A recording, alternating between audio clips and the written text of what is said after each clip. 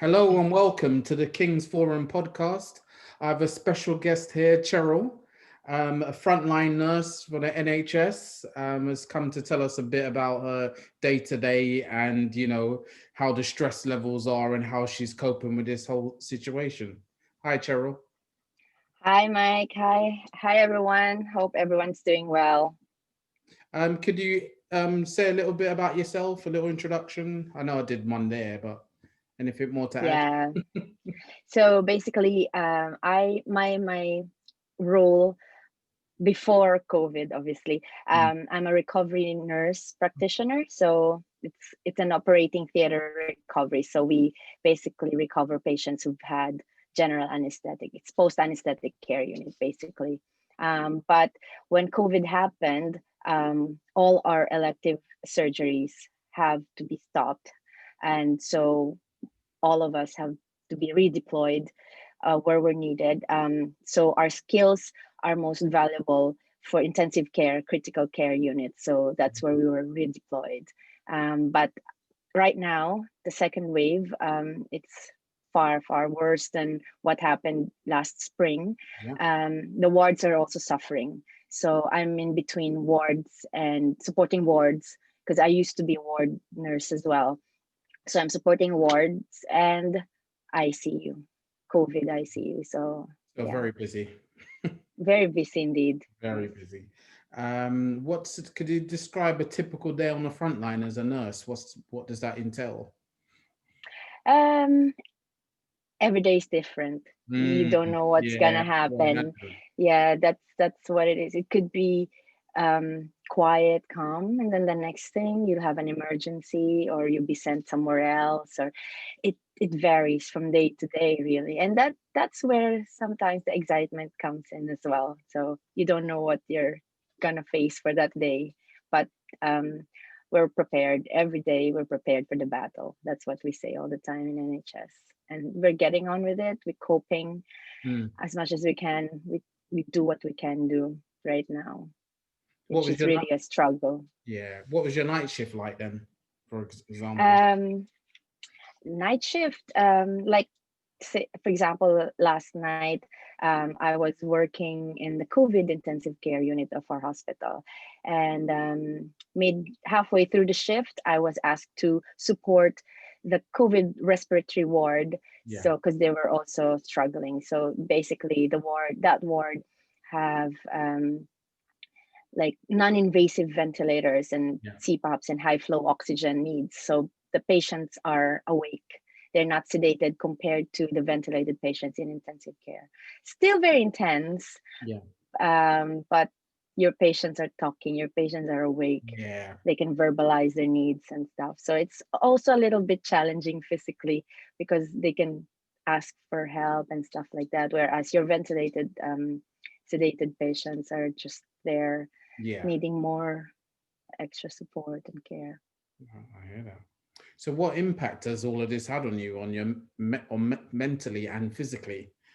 How have you been able to deal with that? Yeah.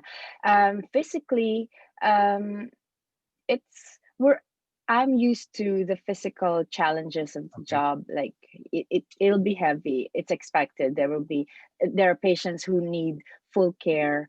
You need everything to be done for them because they can't do their normal ADLs, or what we call activities of daily living. Um, so that physically you can rest, Yeah. but it's the Mm, mental challenges, it's the mental fatigue sometimes that burns you out as a frontliner.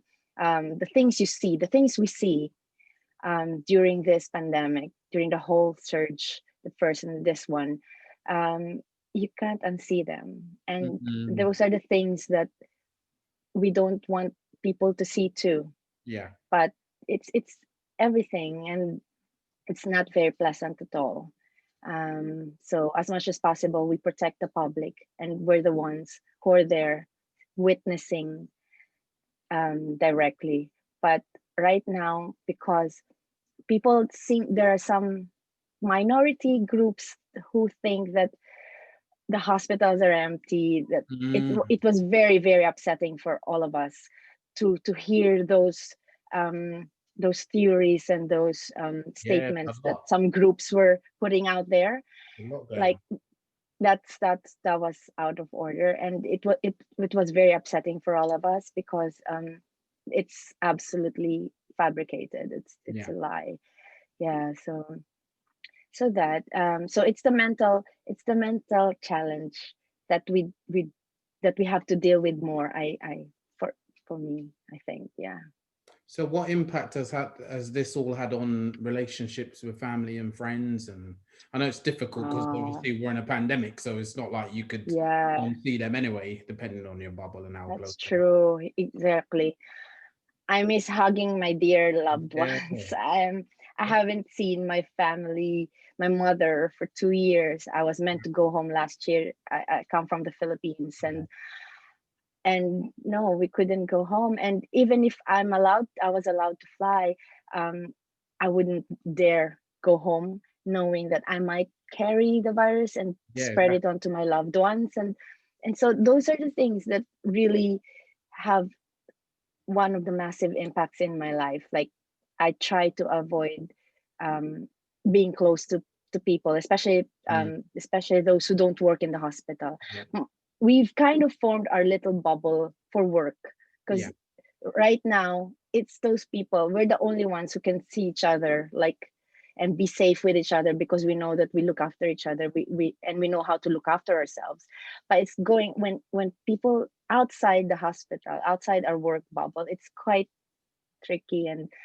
Um and right now, uh as much as you want to have a bubble outside, it's very difficult. It's very challenging because of all these new variants that's coming up. And that's right. I'm yeah, I'm very protective of those people close to me. So I try to do the right thing, follow the guidelines, and yeah, spread information, proper information.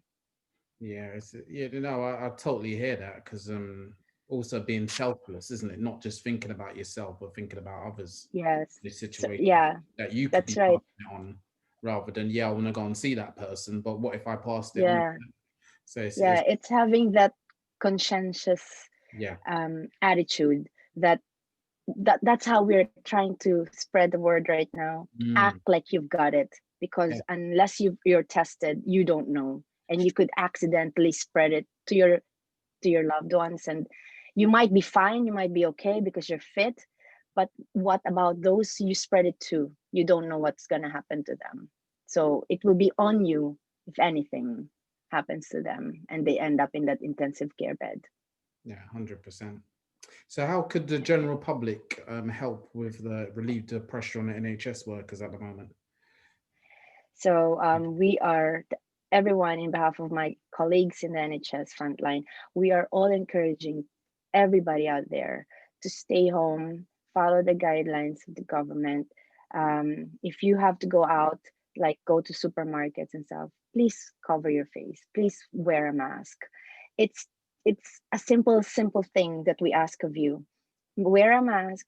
Um, Keep a distance, respectable distance, from other people, because we really want to suppress the spread of this virus.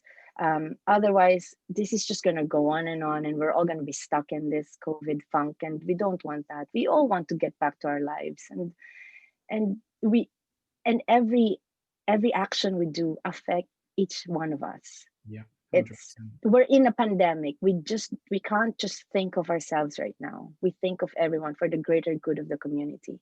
So I hope um, everyone listening out there would adhere to our pleas, and as much as possible stay home and be safe. You are not locked. You're not being locked up in your homes. You are being kept safe and protected. Mm.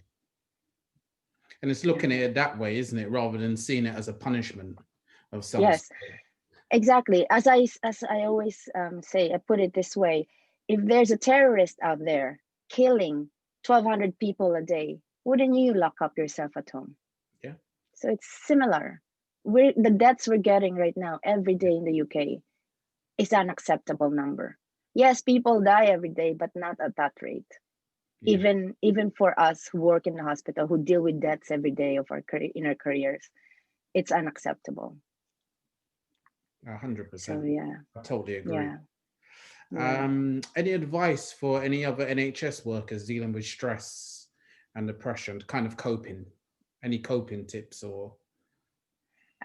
So in the NHS, it's always a stressful. It's a very stressful job. It's a very challenging career that we chose to do.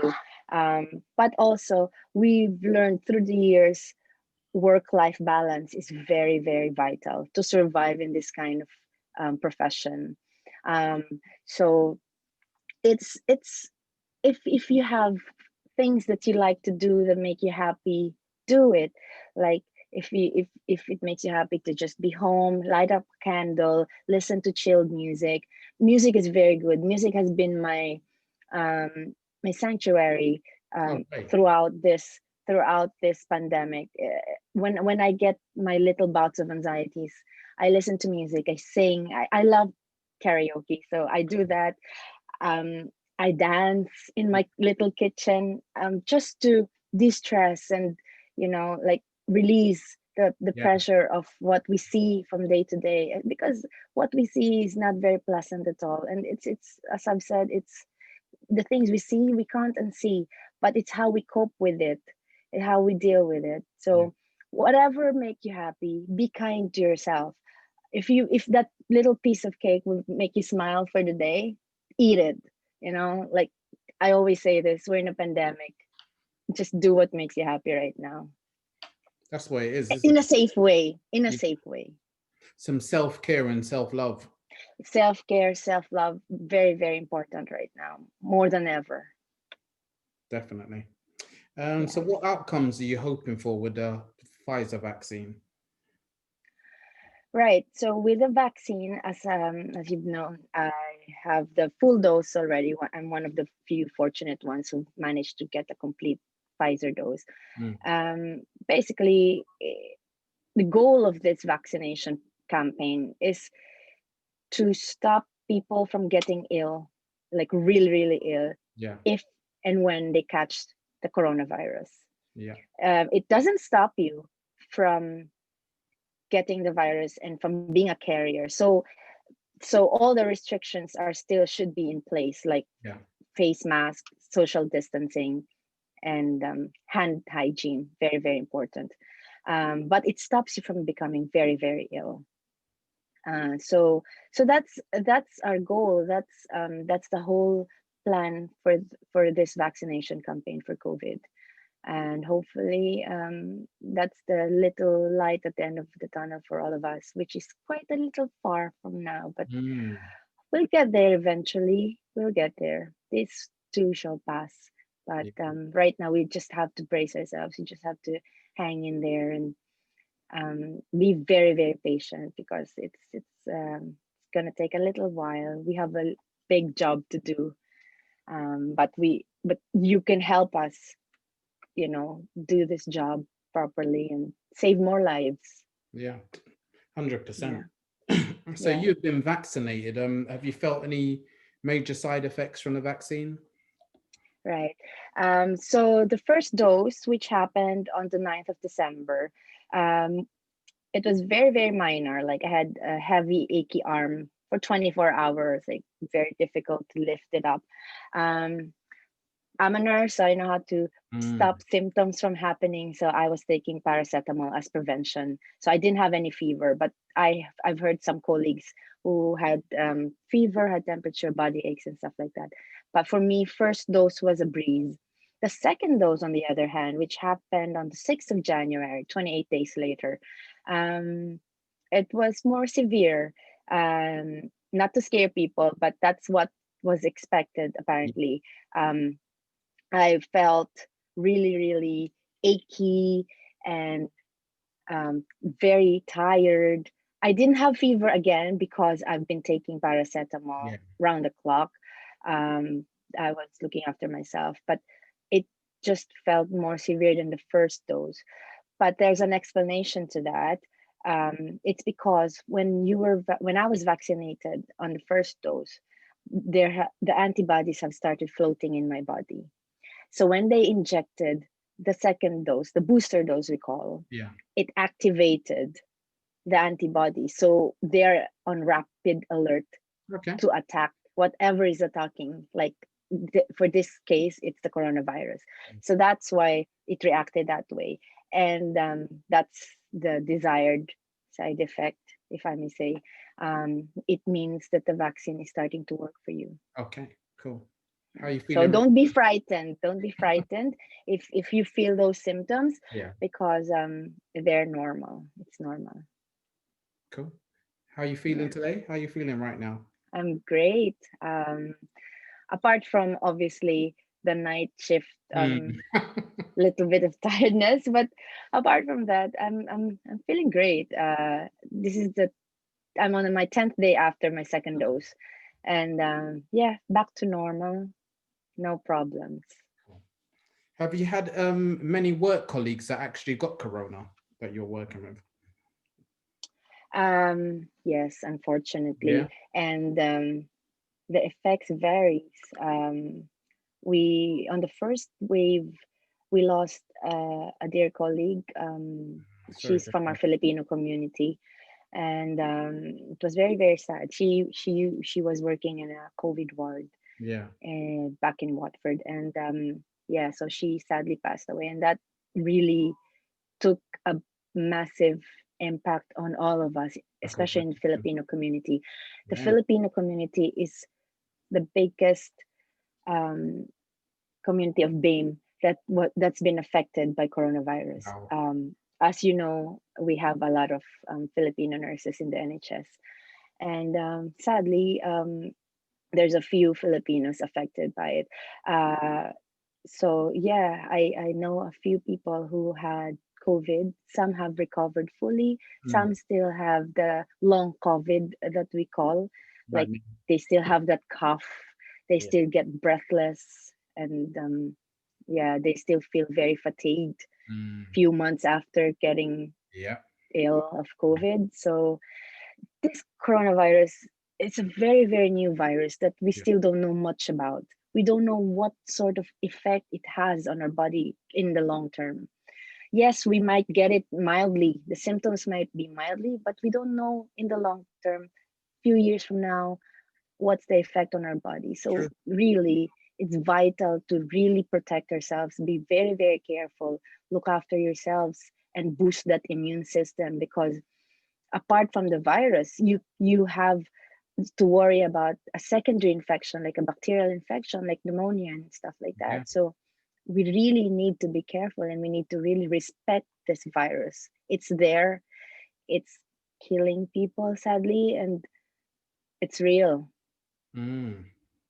It is real. Yeah, it So is. how cautious do you have to be when you're, working in a hospital and then when you leave to actually, you know, go into the outside world? Oh, it's a rigorous process. Yes. We're very very careful about this COVID. So at work, when Mm. we turn up, so basically before we enter the hospital premises, we have to be wearing masks. We're wearing masks the whole time inside our hospital building. Then we get checked, our temperatures get checked before we even get into our units.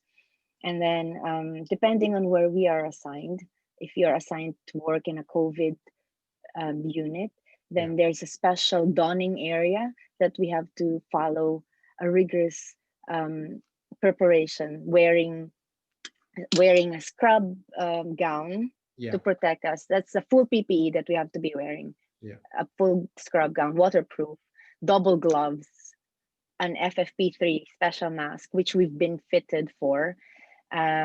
We cover our heads. We have our face shield. The whole palava of wearing that. And then after when you need to come out of the unit, there's another doffing process. Mm. Very very careful, because you do not want to contaminate yourself as well Yeah. with the PPE, with the contaminated PPE that you're wearing. So again, we were trained how to doff, how to remove the PPE. And then after a shift, 12-hour shift, we get rid of our scrubs. We don't take our scrubs outside the Yeah. hospital. It goes straight to a machine that would clean it, that would sanitize it. Then we change into our clothes. We have a shower room that staff can use, or we just go home straight. Before we even enter the main house, the main flat, we change into our clothes again. And it's kind of like a second hospital process. Yeah. Get rid of your clothes that you wore from outside, Yeah. straight into the shower, and change into clean clothes. And that's the only time you can relax and be yourself again, and try to forget that day, Yeah. basically. Wow. Yeah, it's that's our new normal right now. And Yeah. as much as how, the how rigorous it is, Mm. we try to follow it, we very, very carefully. Self-contamination is one of our fears, so we're very, very careful. Yeah. You have to be, don't you? Yes. And I think I'm doing the right thing, because I, so far since March, since this whole pandemic happened, I've managed to escape being infected. So Yeah. thank God for that. Tell me There's about a it. lot of prayers. There's a lot of prayers happening there as well. And a lot of people in my family, in my clan, my friends, praying for me, for my safety every single time I go to work. So that helps too. Definitely. I would like Yeah. to say, Cheryl, a big thank you. Thank you for your time. And you just come off a night shift last night. So It's yeah, my pleasure. It's my pleasure. thank you very much. Spreading Thank you awareness. too. It's great that we have this, and a nurse that's actually there on the front line dealing with this day to day. And, hopefully this video will spread some awareness to people out there who are not taking it seriously and buying into all the conspiracy theories going on out there. But this is really real. And I've had corona myself, so I can vouch for that. So Yeah. I'm still suffering with the long COVID symptoms.